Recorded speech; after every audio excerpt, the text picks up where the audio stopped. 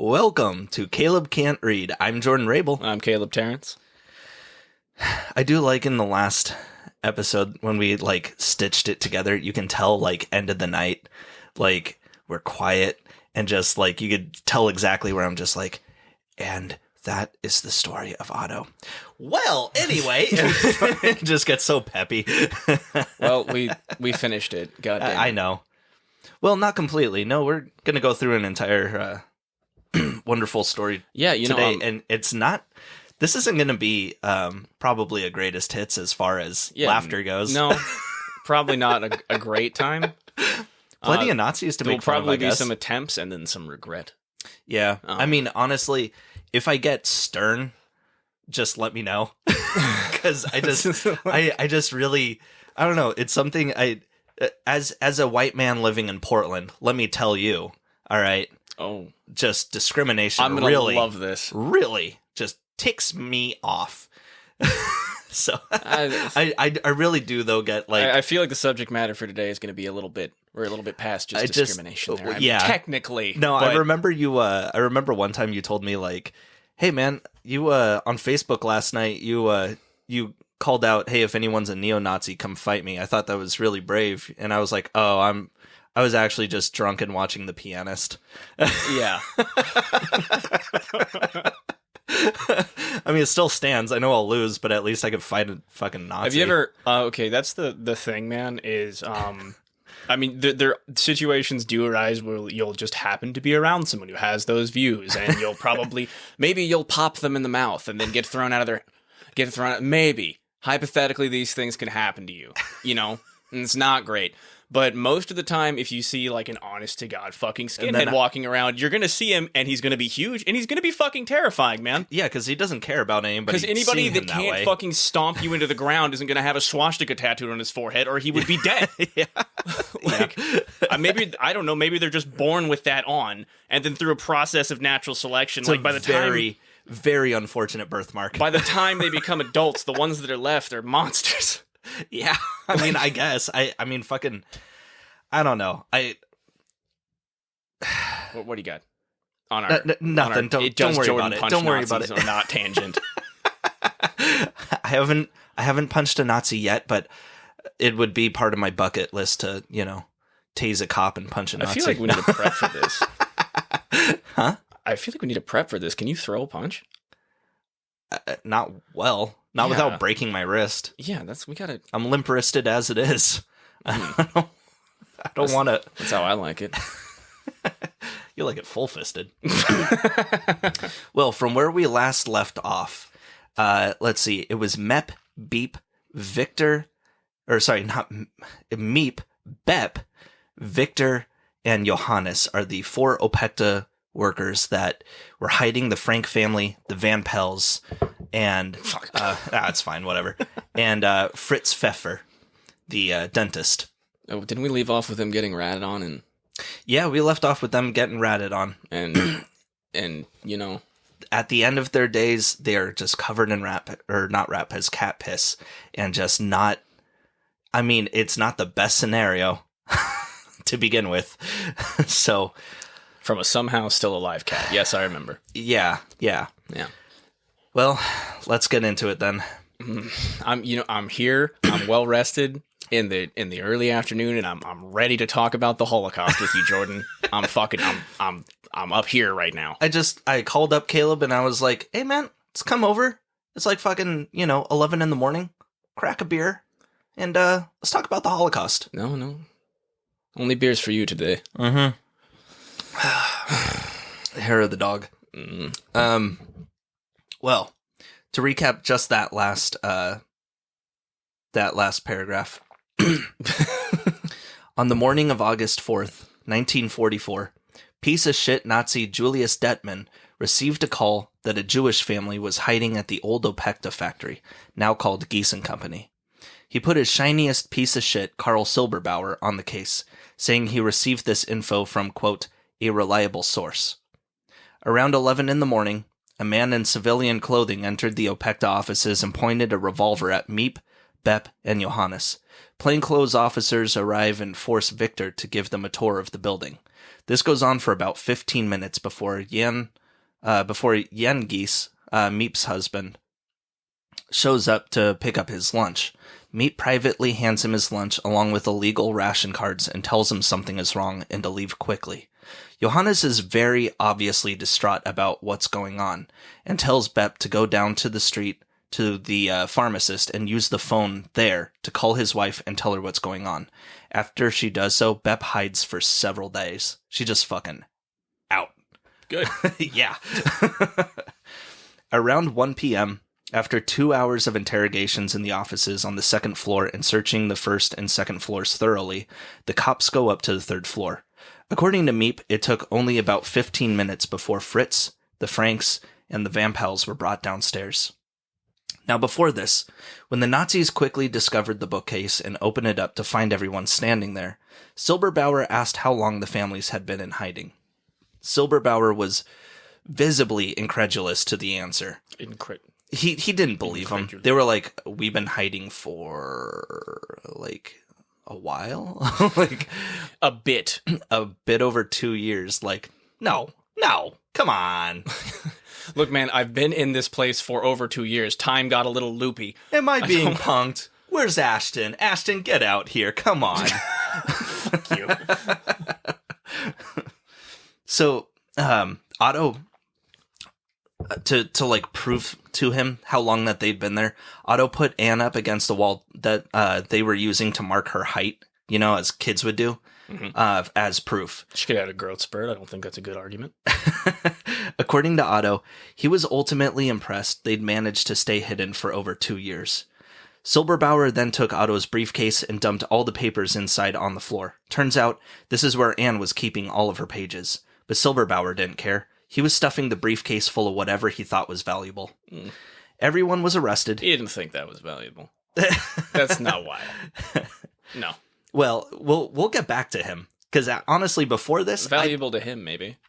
I mean, what do you think? This guy is a creep? No way. Like...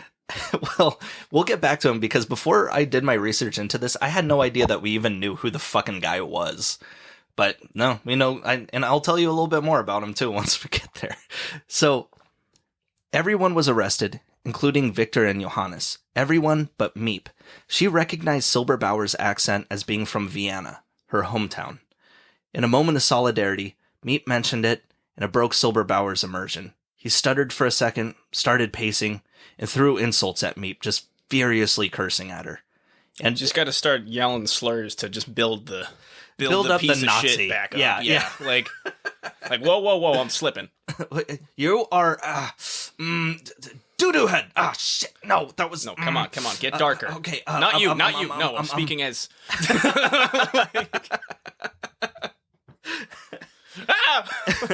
Jordan, no. No! And in the end, he let her, and her alone, go. Usually the crime of aiding Jews would mean you were to be shot. Everyone else was loaded in a truck and driven away. At a loss for what to do, Meep went into the secret annex and started picking the pages of the briefcase off the floor. Realizing they were Anne Frank's diary and wanting to respect her privacy, Meep put the pages in her desk drawer and saved them for Anne's return. The next morning, Meep went to Gestapo headquarters. When'd she get him back? Hoping to pay money for her friend's freedoms. Oh, yeah. Yeah, you don't know how this ends. Nope. Unfortunately, they had already been transferred to Camp Westerbork, where they would soon be transported to Auschwitz. When Bep finally returned to work after about a week, she looked over the remains of the secret annex. The place had been tossed by the Gestapo looking for information. She did manage to find the red checkered diary that started Anne's story and passed the remaining pages on to Meep, who locked it in her drawer with the rest of the pages. And as most people know, most of the entire secret annex crew met their demise. As far as the Van Pels family went, the father Herman was the first to go. After a few weeks of hard labor in Auschwitz, Herman had injured his thumb and requested to be stationed at the sick barracks. Soon after that, he was chosen in one large sweep of the sick bay to be sent to the showers where, of course, he was gassed. This was sometime in early October of 1944. He was 46 years old. Next was the angry dentist, Fritz Pfeffer, who, because of his dentistry experience, was sent from camp to camp to assist in the aid of prisoners. This does not mean that he got any kind of special treatment, however, and he died about 2.5 months after Herman did, on December 20th, 1944. He was only 55.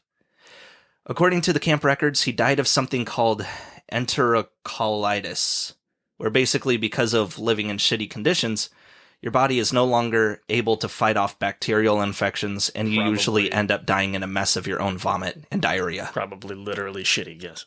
Yes, it was quite shitty, as they said. If you will. He's... Yeah, you know what, man? It's hard to... Man. I'm not there right now either. Let's just be conscientious observers, if we will, you know? Yeah. It's hard to go from fucking Statler and Waldorf to go straight into... However, that image of them sitting over up...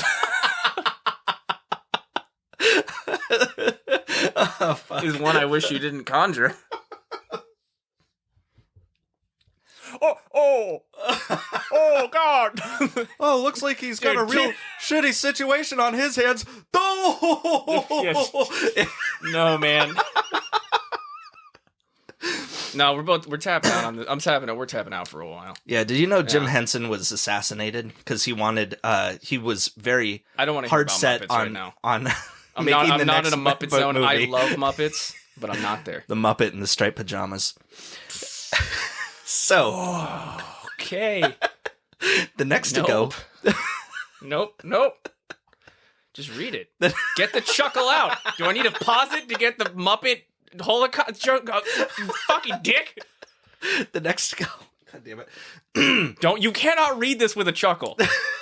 It's your fault. You can't read this with a chuckle. Look, this device explodes when we drop an N-bomb or the actual F-bomb. Okay?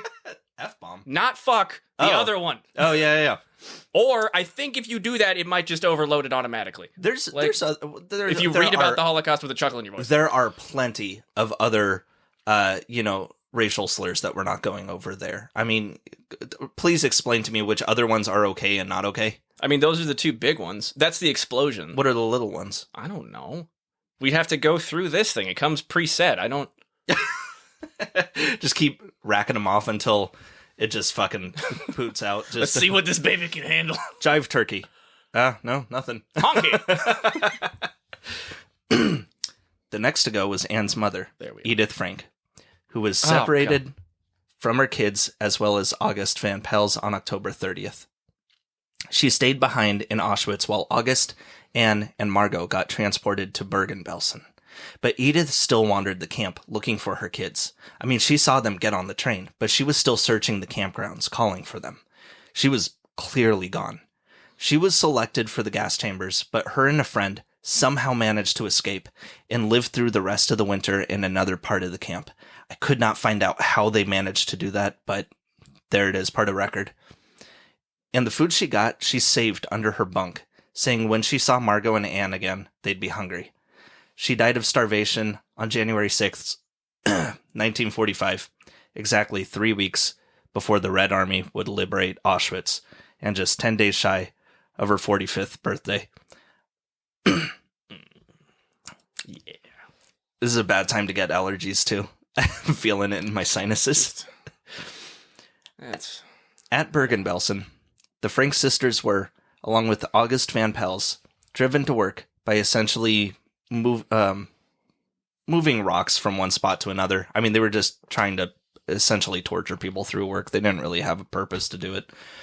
It was in Bergen-Belsen that Anne ran into some former classmates of hers who were surprised to see her because they'd heard she and her family had run away to Switzerland. Remember, that was the scene that they set up at their old apartment. They fucked everything around. They sent a letter to neighbors saying to watch their cat because we're running away to Switzerland. Yeah. Anne was bald with a shaved head, shivering, and ridden with scabies. When asked what happened to Margot, Anne told them that she was bedridden with a fever. As for her parents, Anne believed they were dead and had little reason to live herself.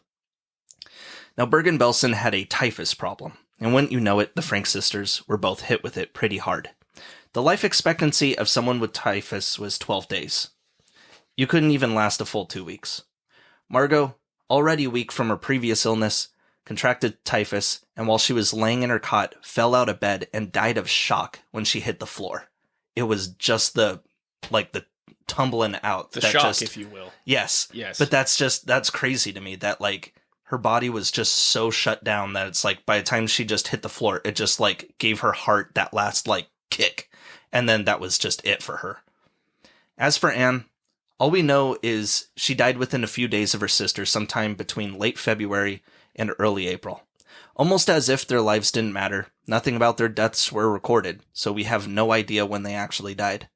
And the thing is, it's not like people wouldn't remember her last words or, even how she died, but because so many people were wiped out that would have known her, we have an incomplete story. Pretty much the timeline we have of Anne Frank and her time in Bergen-Belsen went like this. She showed up, looks terrible, constantly wept like everyone else, soon enough stops crying and becomes gaunt, got typhus, and then the last time her body was seen was when 2 of her old friends dumped her in a mass grave with her sister. That's how they got the news that their friend had died. It was around this time... You got anything? No, just next time we're going to do something that is this much of a bummer. Let's end the day on it so I don't just have to... Knock, knock. God. It's like a shitty cup of coffee. No, it's not energizing, man. It's more like taking a nap. It's like decaf, but someone's balls are in my face. You get that coffee taste, but just... Why do balls make you want to fall asleep? Best part of waking up. All right. Where were we?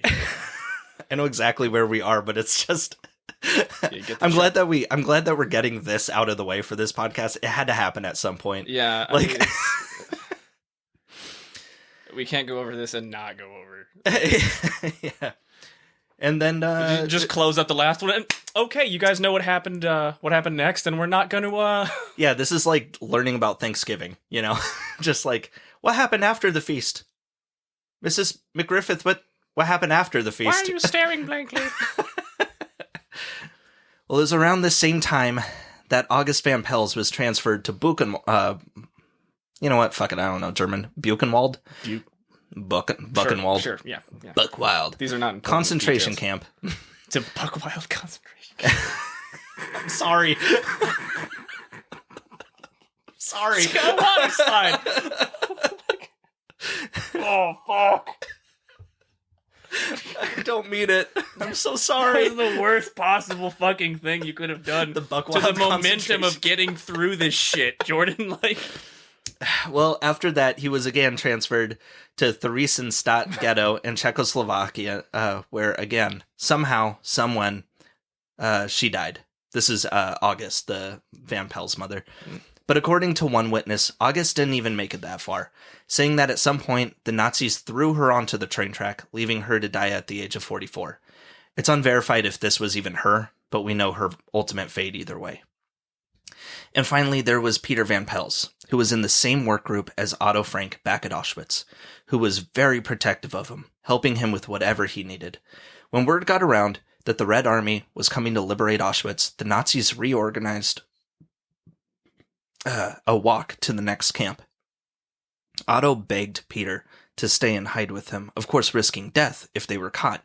Instead, Peter went on the 286-mile death march across Poland to Mauthausen. He lived to see the Mauthausen camp liberated, but due to his poor health, died 5 days later on May 10th, 1945, at just 18 years old. Now, we know from records that Peter arrived at Mauthausen on January 25th. Had he stayed behind with Otto, he would have been liberated by Soviet troops just 2 days later on the 27th. But because he didn't, Otto became the sole survivor of the 8 people hidden in the secret annex. Now, as far as their 2 helpers went that got arrested, Victor and Johannes, Victor was forced into labor in many different camps and had to go on continuous death marches, and not once but twice his march got bombed by Allied air raids till he finally said, fuck this, and during the confusion just ran to a nearby farmhouse where the farmer hid him for a few days and gave him like a bike, where he just biked his ass back home and stayed indoors until the war was over. That may have been the best possible situation that has happened. Yeah, dude. That's fucking rough. Well, as for Johannes, he got put in a political prisoners camp, and the Red Cross was there, so when he got sick, they discharged him from the camp, so motherfucker just went home. Like, that's... I could not figure out why exactly, but that was just the weirdest one to me, was just like, oh, you sick? Huh? I mean, I don't know at what point... like, the Nazis were fully just, like, fuck the rules of war. I mean, they were obviously doing it from the very beginning, but basically they were trying to hide the fact that they had these concentration camps for a while. That's going to be a problem when people can just fly over. They were usually, but we weren't. I mean, there were reasons not to, essentially. And besides, you see a camp, and I mean, what do you really think it is? You think it's like a political prisoner camp or something like that? Because before this, they would essentially, be fed, and do other menial things. But it was like basically, I feel like the pile was getting a little too big to put under a rug. Well, that's the thing, is when the rumors were first coming in, like people who escaped concentration camps and shit were telling people like, you need to believe me, this is what they're doing. They were basically like, that is outrageous. Of course that's not happening. Seriously, fuck you. Like, they just didn't believe anybody because they thought it was just the most ridiculous, outlandish shit that they'd ever heard.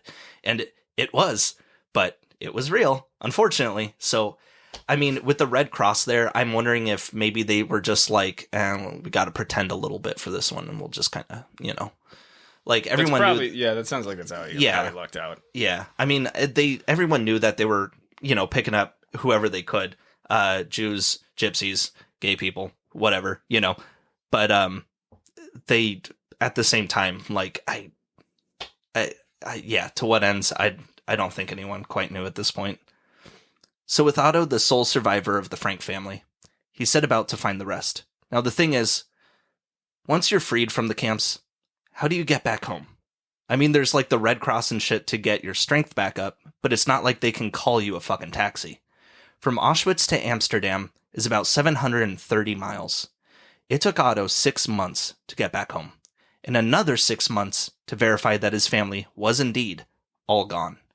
After the war, Otto lived with Miep and Jan. Now, when he got home, Miep gave him the diary and all its pages to Otto, who refused to read it for quite a while, obviously. Eventually, he got questions from the rest of his relatives in Switzerland. The tragedy of Otto's daughter led to some questions. Did she understand what was going on? Was she scared? And they really wanted to know. In time, Otto began transcribing his daughter's notebook into something more concise. He took out things that were too personal and finished editing in places that she made notes about wanting to make changes. And he sent it over to Switzerland for his family to read. The responsible edition of Anne Frank's diary. Yes, exactly. As we mentioned before, the parts without talking shit on his mother, or her mother, her classmates, other people. The shit that doesn't need to be included to like show that she's a person, because it's like, yeah, she's a person. Of course she did. Yeah. It's like, we don't need to know that. She was 13. Yeah. I mean, of course she was. I don't need to shitty. know about the weird sex shit. Okay. Yeah. Neither did Otto. I really wish that was a page that just happened to fall through the cracks. Like, nobody wants to read about me fucking couch cushions when I was 9. All right? Hey, man, we were all there. I know. Everybody. You say that to any of your guy friends, and they are like, oh, shit. They're just like, oh, no, I didn't. What are you talking about?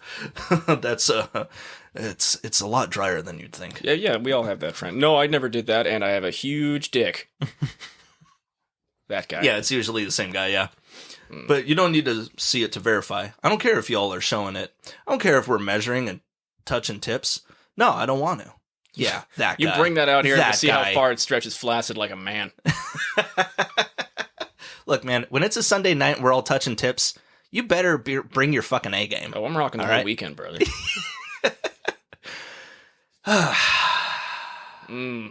Back to this. Well, eventually, Otto's family persuaded him to get it in print. Dude, fuck this podcast. Like, What? Oh, man. Okay. Dick jokes and Anne Frank. They go together like, like Dix and Anne Frank, or Anne Frank and Dicks. or Anne Frank and Dix. Oh, my God. Like fart jokes in the Holocaust, or Holocaust and fart jokes, There's a bad vibe in here right now. I could feel the energy. I don't like it. Well, not only was this a heartbreaking perspective of the war, but people who experienced it, especially Jewish people, knew that as soon as the memories of war were pushed to yesterday's news, there would be Holocaust deniers. I talked about this a little bit in the last episode, but basically, when I was researching this, man, I knew about. I can't remember what the name of that fucking book was, but like there was one famous book in the 70s that was like, basically the Holocaust denial book that came out, and it was like, it was obviously all bullshit, and it's the same way that people get around the idea of facts today, pretty much looking at something and they see one small thing that they don't understand. Well, I mean, and they how do you blow know it out it's of proportion. bullshit, Jordan? I mean, how you can't trust any information source anymore, right? So you can just make your own weird little reality construct. Yeah, you shouldn't trust this podcast for one. No? But, no. Yeah. No, fuck no. If you're using this for a book report, man, you are fucked. No, you can trust us to say the Holocaust was real. Yeah. Anyone you can trust to say that. Yeah. By the way. I'll fight those people too. Yeah, I mean, that's like Nazi light. Yeah, maybe they won't be so jacked. No, that's Nazi light, They're just like, no, I don't think it's, ethnic war is good, but I'm just saying, I mean, really? What do they call it? Revisionism. They're calling themselves revisionists, which is just Holocaust denial. It's just, they're revising the Holocaust, saying, well, it wasn't really 6 million in that span of time. And it's like, this is exactly why they wanted everyone to document this. I don't care if it was 100. Yeah. Like, that doesn't, like... Look, you gotta you gotta eradicate racism, first off, all right? You gotta treat all races equally, even the bad ones. That's so, like... This shit's such a bummer, though. Like, it just is. That we can, like, okay, we've got pictures, we've got footage.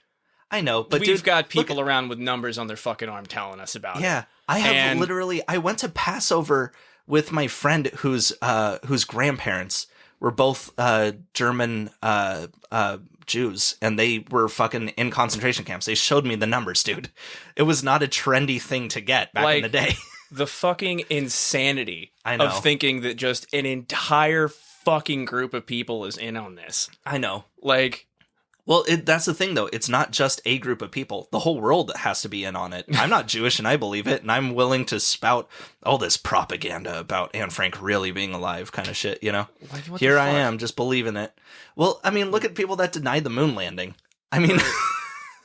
Yeah, no, like... that shit's a fucking bummer, and then you've got people, like, denying that...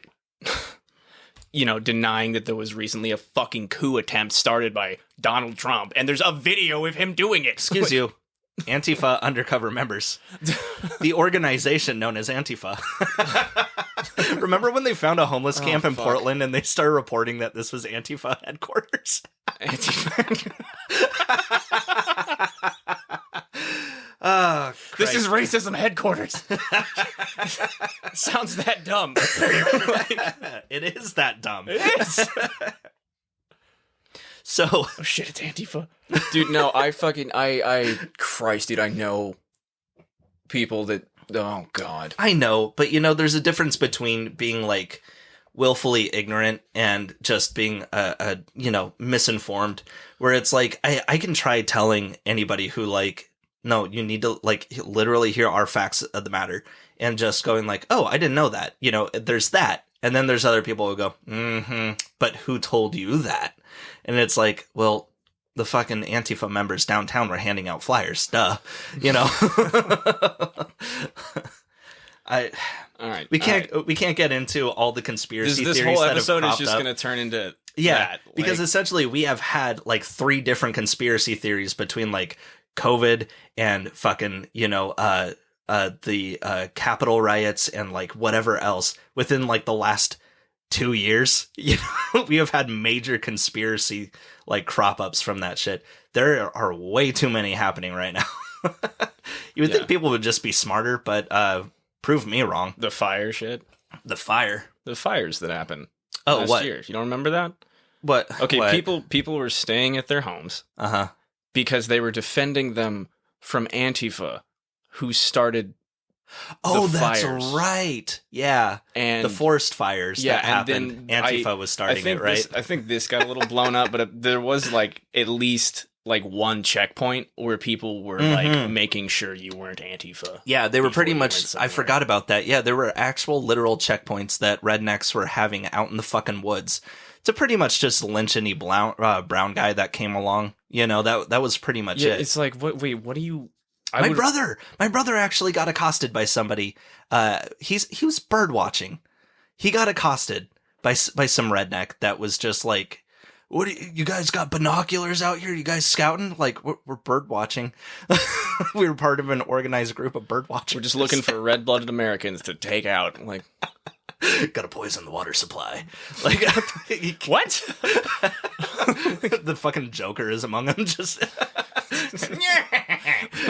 What the shit? Anyway, so Otto began looking for a publisher by his family's insistence.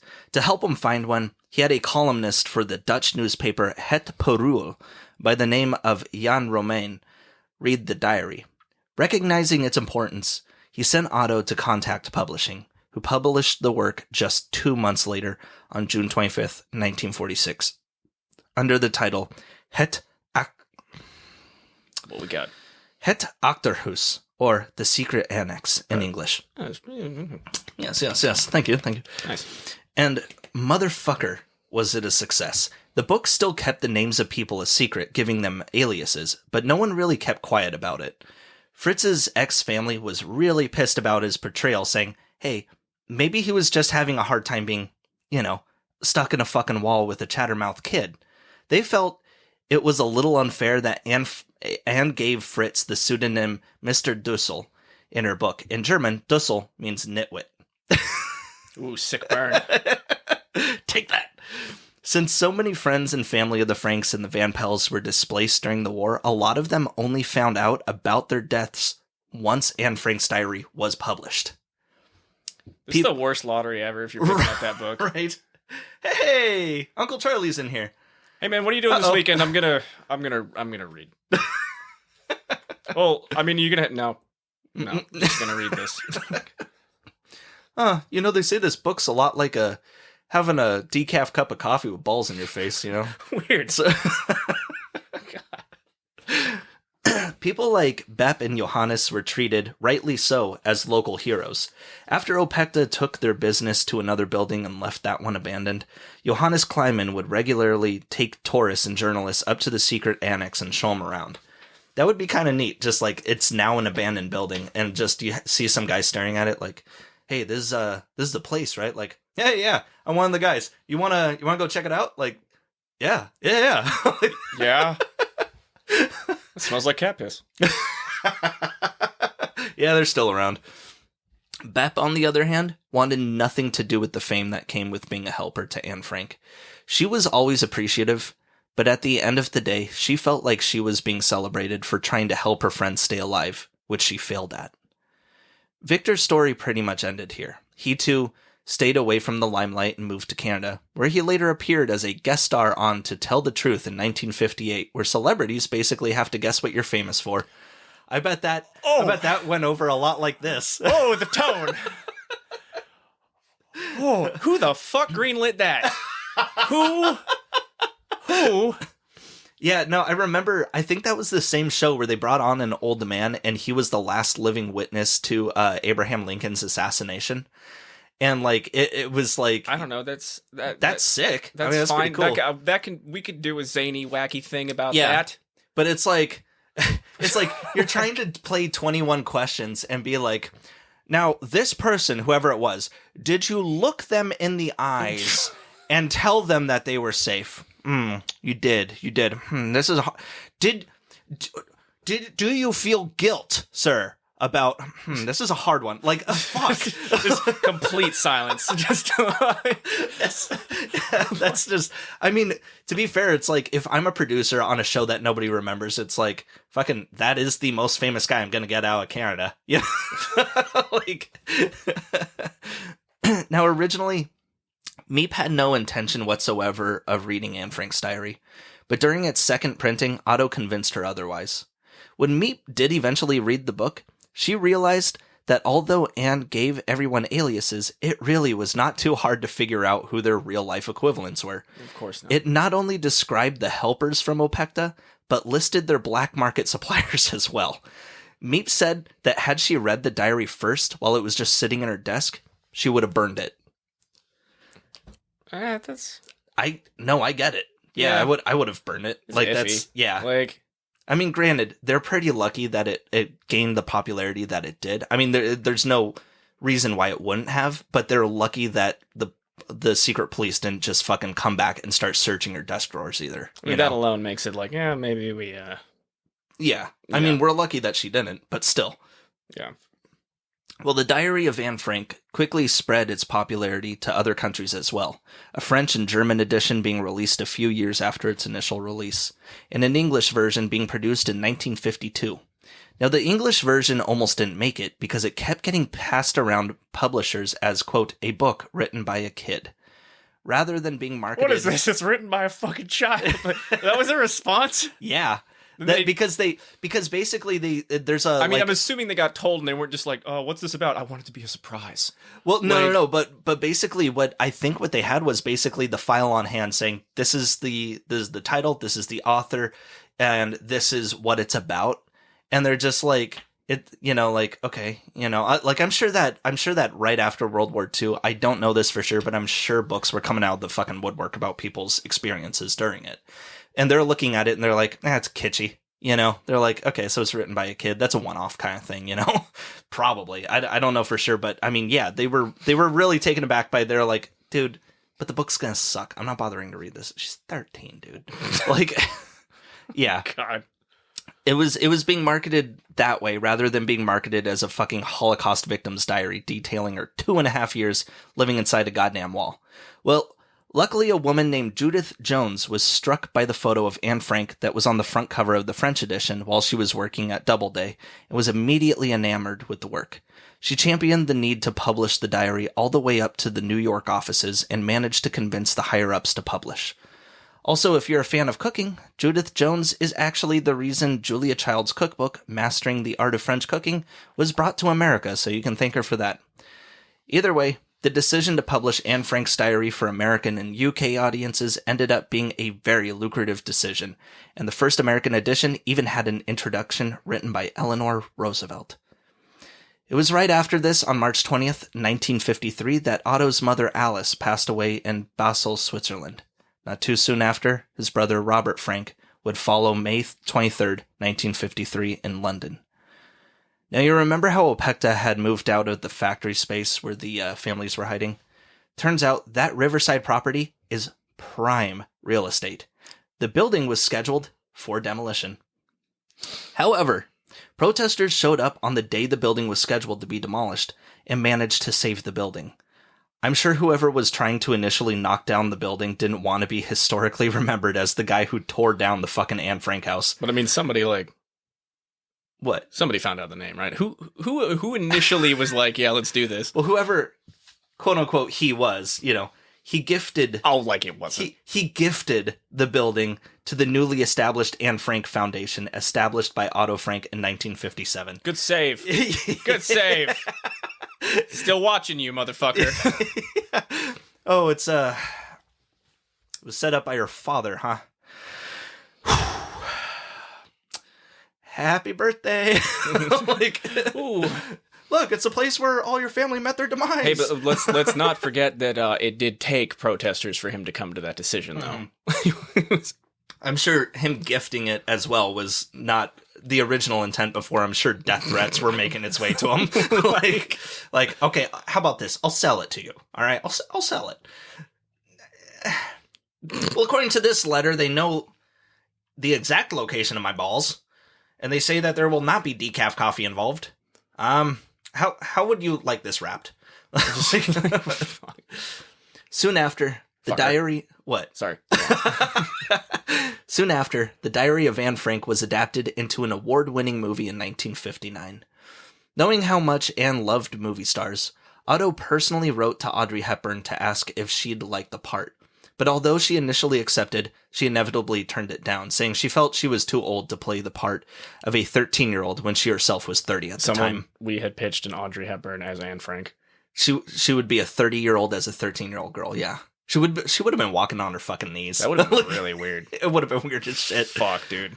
Would have been cursed. But, people probably would have remembered the movie more if it had her in it, too, I guess. But, this was actually a good call to cast her. But, Is this a movie? Yeah, I guess, but they just cast somebody else. It would have been good casting, as Audrey Hepburn was only actually a month older than Anne would have been. And Audrey Hepburn actually lived her childhood in Nazi-occupied Holland as well. I mean, she had a brother sent to a fucking labor camp. A lot of people don't know that. Like, she was in the shit. I did not know that. Yeah. You want dog on her some more? No. Not as a child. When she hits 30, she better watch her back. Until we hit that point in the timeline long enough. Go ahead and shut the fuck up. God damn it. Well, it was around this time that Holocaust deniers began challenging the diary, saying it's fabricated. And here's the thing. It was proven genuine to be a real-life document from the war, but of course, as new sciences come to light, it frequently gets re-challenged about once every 10 years.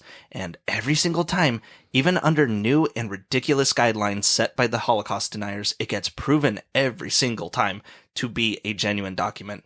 But of course, the dickheads won't ever admit. They're not going to admit that when shit. they're wrong. You can't, if they're not. No, if they're making their own reality construct, showing them fucking evidence isn't going to change anything. They're just shitheads. I know. And I mean, we have allowed, I say we, on the side of us non-dipshits in that regard, but I'm a dipshit. It's not a hard concept. But the bar is fucking low, man. Like, the bar is low, but there you are, just fucking limboing away, Jesus Christ. Like, it's we have even given them okay, what do you want your standards to be? And they're always like, we want our guy to do it. And then their guy does it. He does the test and he's like, fuck, it's genuine. What test? Like whatever the fuck they want. That's the thing is what fucking tests need to be done? They do fucking it's if I told you, it would not fucking matter because it's always fucking stupid. I am curious. Do you actually know? I believe that they've tested the paper. Like, would it have been basically produced around that time? And is it actually that, fingerprints, DNA, is there, it's honestly, I don't know all of them, but it's been tested a lot for carbon age dating or whatever the fuck they want to, You can go look it up, but I'm telling you, you're not going to be satisfied either way. No, it's just like I'm just like sympathizing with whoever's fucking job it is to hear these demands and make a straight face and not just immediately throw them out. Oh my god! You need me to fucking what? Oh, okay. I'm sorry, gentlemen. He's new here. He hasn't been he hasn't dealt with you morons before. Jonathan, I've been doing this for 60 years. Let me tell you, it happens a lot. No. Okay, get him out. That's why we bolted down the table. Everything in here is permanently affixed to a concrete floor. Fuck, man, they ought to bolt tables during Magic the Gathering or Yu-Gi-Oh tournaments and shit. No, that's the fun. It's why people watch NASCAR. They're just waiting. Just bolt their tires to the goddamn ground. No, you missed the point. I know. No, I got it. That's the whole point of the NASCAR. We ought to YouTube fucking table flipping tournaments later, Yeah, man. Yeah. We're mostly just going to get a bunch of those, it's always boogie. No, the good stuff about, the good stuff with the exposed butt cracks and the candid ass cleavage pictures. Mm. Oh. Spicy. You just want to one right in there. Oh, an M&M. That's not a raisin. Sorry. Thanks, bud. I'm glad I was on the bottom of that cup. soon after, the diary of Anne Frank. Yeah. So, okay. A lot of chuckles here on the Holocaust episode that Caleb can't read. This is the only episode like this, right? That I've researched so far that goes into Holocaust? I think so. Sick. That's I'm pretty pretty sure. thing, right? Yeah, let me think. Hang on. Let me go through my mind real Think quick. real hard. See. No. No. Nope.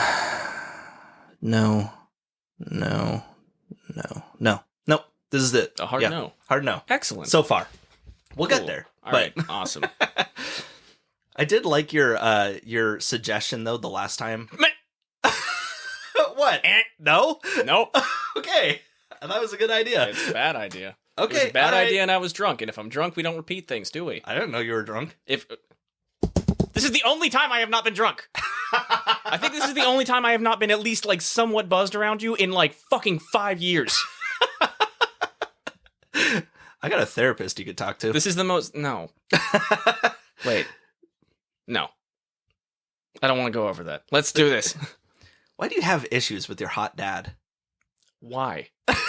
Why? You didn't even build up to it. You weren't even like, Father's Day is tomorrow, so it... Oh, like, okay. I'm sorry. Let me rephrase the question. No, it's Father's over. Day You is tomorrow. spoiled it. What are you going to get your hot dad? Why do you act like it's an abnormal thing for me to be creeped out when you say that? No one wants to hear about people fucking their parents. I didn't say I was going to fuck your dad. It's implied How? through your eyes right is now. Is it because I keep winking? Yes, the half blink. Yes, the wink. So it's in 1958. Fuck you. That one of these uncle molested bastards rose a challenge to world famous Nazi hunter Simon Wiesenthal. Maybe if you found the guy that arrested Anne Frank and he said he did it, I'd believe you. Well, little did this serial masturbator know that that's exactly what Simon was already trying to do. Now he was acting... Hey, what? Don't lump us in there like that. We are not... Like, this is not who we are. Not all serial masturbators, Jordan. He was... No... This guy, Simon, he was acting on some old information, but he was hot on the trail of a man people remembered being named Silbernagel. Meanwhile, Karl Silberbauer was living in West Germany as a spy against pro-Nazi organizations. Who would have guessed that he's a turncoat, you know? Coward. Just get shot. Anyway, after the war... He'd spent... Strong finish there. After the war, he'd spent 14 months in prison before being released and began working for the West German government. No one really knew who Silberbauer was, just that he, quote, was a Nazi. And the government thought he'd make the perfect spy against pro-communist and pro-fascist meetings that started cropping up. They figured they'd welcome a former Nazi with open arms. And you know what? They were right. So when Simon got his hands on a phone directory in 1963 for Nazis working specifically in the Amsterdam area and came across the name Silberbauer, he knew he had his guy. He followed his trail from his time he spent in prison all the way back to Vienna. He quickly told the West German police that Anne Frank's fucking arresting officer might be in the city under an assumed name and very likely was a cop himself. Oh, yeah, the fuck who... Oh, they would go right back to being an authoritarian figure? What? That's crazy. And the police department pretty much just shunned Simon like Silberbauer. We have like 6 guys named Silberbauer, sorry. In reality... Yeah, question all of them. The police force instantly turned around and asked the only guy on the force named Silberbauer, "Holy shit, Carl, did you fucking kill Anne Frank?" And he's just like... Kinda? No, I didn't kill her. Look, I just found the thing. We're not doing semantics here, Carl. Fuck, Look, you didn't even change your name. Look, what were you guys, thinking? I put the diary back in the drawer. You should be thanking me. Okay? In a way, without me, none of this would have been possible. So... Oh, Christ. So looking to lose the trail, the police suspended Silberbauer without pay and told him to keep his mouth shut about it for the time being. This, you might recognize, is the opposite of hush money. So Silberbauer got pissed and complained to a coworker about it. That coworker, understandably, immediately told the papers that Carl Silberbauer was the guy that fucking sold goddamn Anne Frank upriver. When Simon got wind of this, he was pissed. He tracked this guy down for years. It was because of him this guy got exposed, and this was it. It's not like he was hoping for fame or fortune or anything, but he was kind of hoping for a little recognition for his decades of hard work. Oh, we can still make a spectacle. Yeah. Well, so you know what Simon did? He said, all right, you have his name, but who wants to know where this Nazi lives? All of a sudden, tons of reporters showed up right on old Carl's doorstep. I do hate, though, that, like, they literally find out that he is the Anne Frank Nazi, and they're like, you know what? The guy that 2 weeks their house, without right? pay, you know? Like, it's just like, are you fucking kidding me? Like, well, no, that's the guy that, like, searched the house, right? It's not just somebody who happened to, like, physically carry her off. No. Yeah, it's the guy who was there. He's the one that led the secret police and was no, fuck him. Yeah, he dumped the fucking diary all over and shit. Now ransacking. he's fucked too, because it's not like he was just like one and done fucking on Anne Frank's family. Like, no, dude. When Silberbauer was asked about who the informant was that snitched on Anne and her family, he said he didn't know, but that the voice he heard over his boss's phone was that of a woman. Now, here's my issue with this. Uh-oh. There were several women working in and around the Opekta factory. And what I'm pissed about is that we do not know who this person is. We have no fucking idea. And we're never going to know, because the people that helped her died. Otto's dead. Like, everyone is dead. As far as, like, going into, like, anybody that might have known about it, like, they're all dead. Yeah, and also just, like, the possibility of, like going over someone who was actually just helping them and then, like, kind of slandering that is not a good idea. Like, on accident, you know. Well, here's my issue with it, was that when I was doing a little bit of research into it, if you look up, like, Anne Frank on Google, it'll give you some of those questions that, you know, other people have also asked, who ratted out Anne Frank, basically. And when you click on that, they basically have their top search result is for basically another conspiracy book that says that it's that it was either Miep Gies or Bep that did it. And so it has in big, bold letters that these are the women that sold out Anne Frank. And it's like, no, they're linking their search results to a fucking conspiracy book.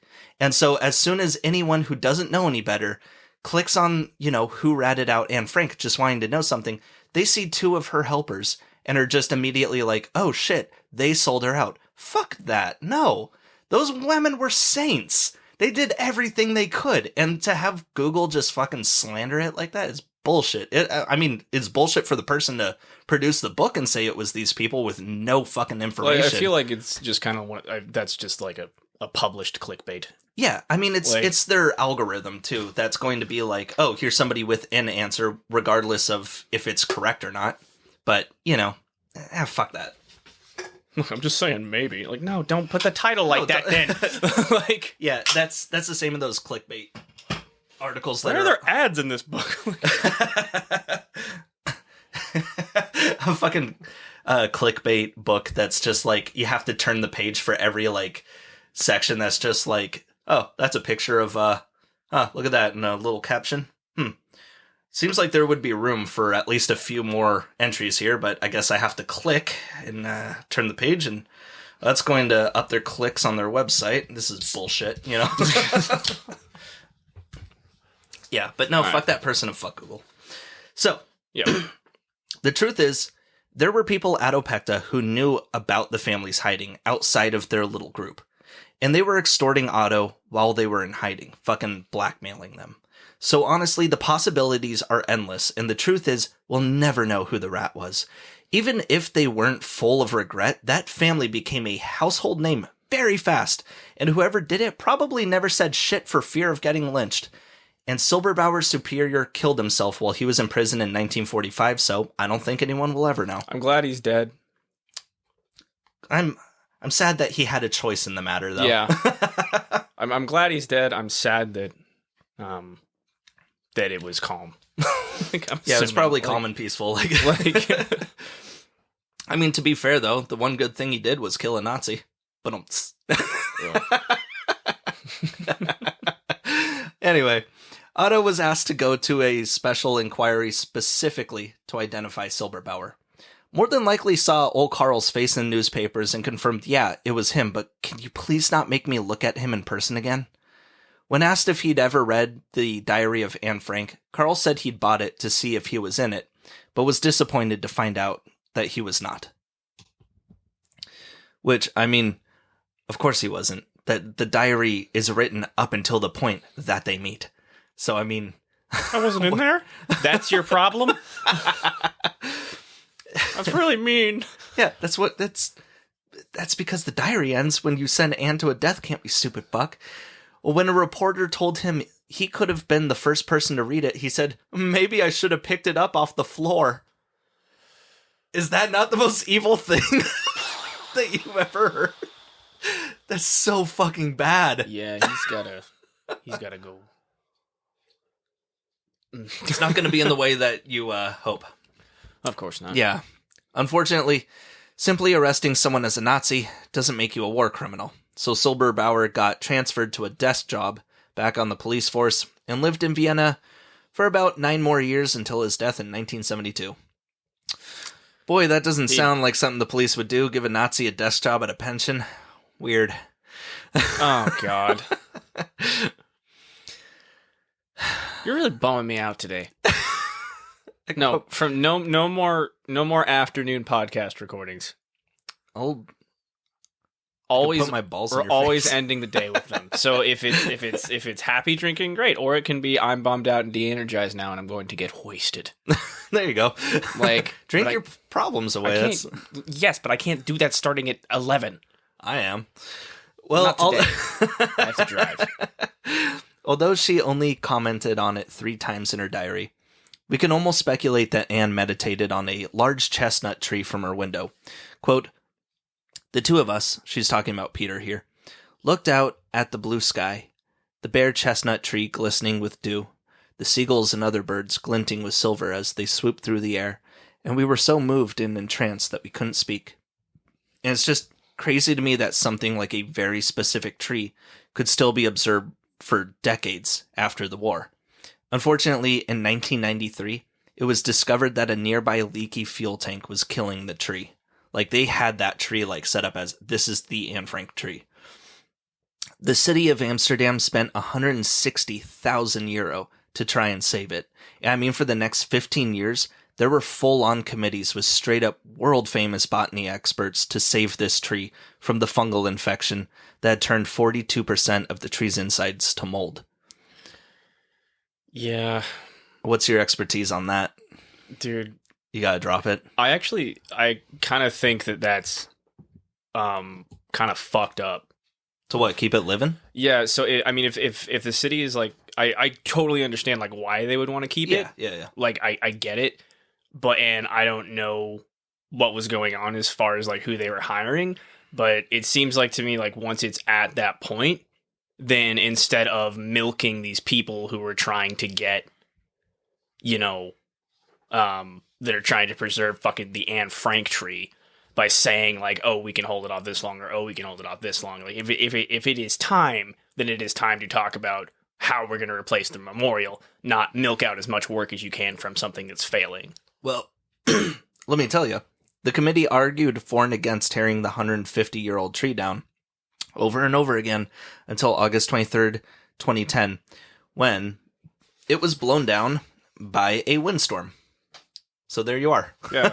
I mean, yeah, of course, 42% of it is molding. It's not moldy? But as for, they said it was turned to mold. Turned Like, to mold? yeah, I don't know if you can really replace that. Like, you'd have to go in and scrape it off It's not, somehow. dude. Like they go, man. Yeah, Like, yeah. And as for who was there, like I said, man, they were world famous guys. So whoever you have in your bedroom posters of like what arborists are out there and everything, those were the guys, Do you think that's how I live? Yeah, it's really weird when I go under your mattress and there's just like, Why is this sticky? Arborist Monthly just under your mattress. Like, why you this better be tree sap in here. Just a bunch of sticky pictures of August Hunneke. Is that a tree or a person? Don't worry about it. Doesn't matter. This isn't about me, Jordan. This is about the fucking Holocaust. Please proceed. Saplings from the tree were removed, however, and currently 11 trees from the original chestnut tree grow in the front of museums all around the world. Otto Frank died of lung cancer on August 19th, 1980 in Switzerland at the age of 91. He was outlived by his sister Helene, who died in Basel, Switzerland on October 2nd, 1986, and his brother Herbert, who passed away on March 20th, 1987. Same place. Over the course of several decades, more and more pages begin to come to light that Otto had originally omitted. Things like Anne's sexuality, talking about menstruation, the one time she touched her friend's boobs, and her parents' marital issues. It's these pages that have since then crept their way into some editions of the book and have given cause for concern of many a Midwestern mom over the years. That, and also Hezbollah, who wanted to ban the book in Lebanon because it's, quote, a Zionist apologetics book. This is the wrong reason to be worried about that. I don't want to be on team worried about that anymore. No. In 1983, the book was banned in Alabama for, quote, being a real downer. The entire state of Alabama is a fucking downer. Oh, man, we have to put that in the trigger warning now. Alabama's going to get mentioned. A fucking downer? Are you? Is that a quote? Yeah, that is. From Quote. 1983. Just from who? What's the quote listed under? Just Alabama as a whole? Like, I don't know. They can't read. they all just... Just, are you fucking kidding me? It's the same thing that always comes through where they're like, well, we can't talk about the racial tensions in To Kill a Mockingbird. But we can sure as hell get violent about it. Apparently. It says the N-word. How about we just, how about we actually just replace the word in a very, non-funny way, and then we'll just release the book that way. No, strangely, it turns out that wasn't the issue. I'm actually still mad about it. Don't tell me what I'm doing is wrong. Fucking goddamn it. A real downer. I feel like they really ought to have that on the, dust jacket, quotes from, critics and shit. Look, and explaining to you... Alabama. A real downer. Look, I'm just saying, having to explain to you guys over and over how it didn't happen is really exhausting. Oh, fuck. But regardless, Anne Frank's diary has been translated in over 70 languages around the world. The publishing rights should have made the book in the public domain in 1996, but the rules have been bent a little bit, so Contact Publishing doesn't have to lose any money. They could pretty much just publish that book over and over again every year and just be fucking fine. You can still see the red checkered diary on display in Amsterdam at the Old Opekta factory, what is now called the Anne Frank House. The box of marbles that Anne gave her neighbor Tootsie Coopers, do you remember that? She was like, I want you to keep my marbles just in case something happens to them, because she's a kid, and that was valuable to them, and it makes it tragic. Yes. Well, those marbles were kept safe by Tootsie Cooper after all those years and later donated to the Anne Frank House. You can go see that. Well, hang on. We got to test these marbles. Gonna get a really carbon pissed off. dating on these marbles. Oh, fucking goddamn it. Gonna get a okay, so the book's real. I don't know about these marbles. You're gonna get a really pissed off ghost. Don't touch them! In the first year of the secret annex being open to the public, over 9,000 people came. Today, they typically have over 1 million visitors a year. Oh, and also the creator of the board game Guess Who was Anne's classmate. Thought that was neat. My sources today... Trivia you hope never gets brought up. Actually, that's a really sad... Who is the creator of Guess Who? What are they also known for? I could see the Nazis using it too, is she hiding on 5th Street? No? Oh.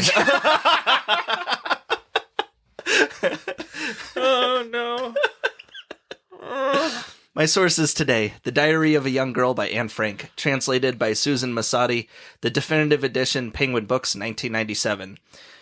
This is what Anne Frank's arrest looked like by Aaron Blackmore on mentalfloss.com, annefrank.ch, and of course Wikipedia. Dude, whenever we get like to a foreign country or whatever the fuck we're doing for a vacation, we'll typically go get like a map from like the hotel concierge or whatever.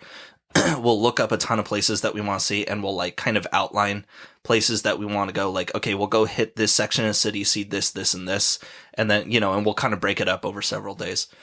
Well, we kind of looked at it for when we were in Amsterdam, like going to the Anne Frank house, and they were like, the website says to buy tickets online and get the fast pass, and we were like, that's fucking, of course they do, We Fast get pass there to the Anne Frank house. We get there. That was the longest line I have ever seen in my entire life.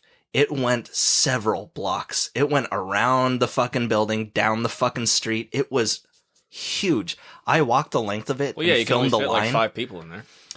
Well, no, I mean, it was like to get into the Opekta factory itself and everything, which, it's a fucking factory. But I mean, like, dude, the whole thing, yeah, it was balls out crazy. Like, learned our fucking lesson. So, I mean, yeah. That's your story? Yeah, dude, it was a long line. You don't have it. That's your... It's a long line. What do you want from me? Did you... Please tell me you made that up and that wasn't something you had written previously. No, I didn't have written. Okay. I didn't make it up either. I mean, I'm just saying. It's a very long line. I don't know. What do you want me to say about it? I don't know. I want, you know what I want, Jordan? I want you to... No? No. What? Oh, I was going to end it. No.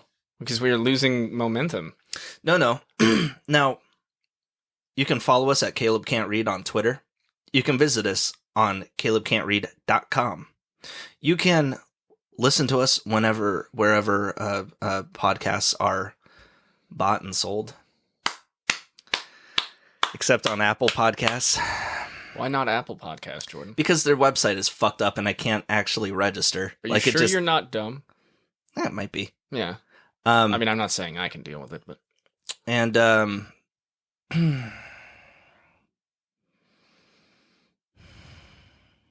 knock, knock. Got any more? Who's there? Oh, fuck, man. I don't know. God The secret damn it. police!